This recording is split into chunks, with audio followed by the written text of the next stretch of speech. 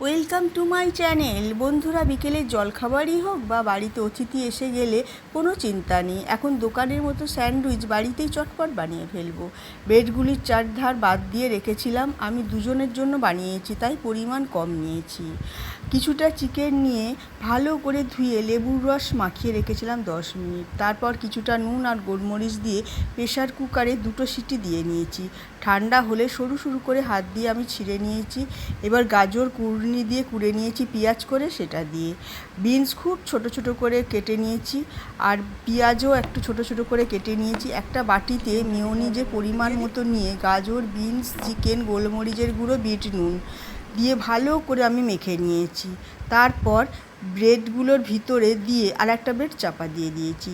আমি স্যান্ডউইচ মেকারে করেছি, আপনারা চাইলে ননস্টিকের কড়াই বা চাটুতে করতে পারেন। একটু বাটার লাগিয়ে পাউরুটিতে নেবেন, নিয়ে এপিঠ ওপিঠ ভেজে নেবেন।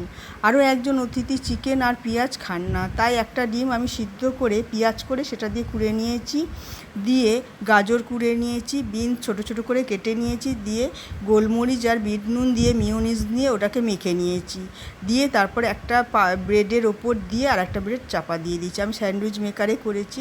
বন্ধুরা, গরম গরম চা বা কফির সঙ্গে চিকেন বা এগ স্যান্ডউইচ খেতে খুব টেস্টি হয়, একদম দোকানের মতো। একবার এইভাবে বানিয়ে খেয়ে দেখবেন বন্ধুরা, ভালো লাগলে লাইক আর সাবস্ক্রাইব করতে ভুলবেন না।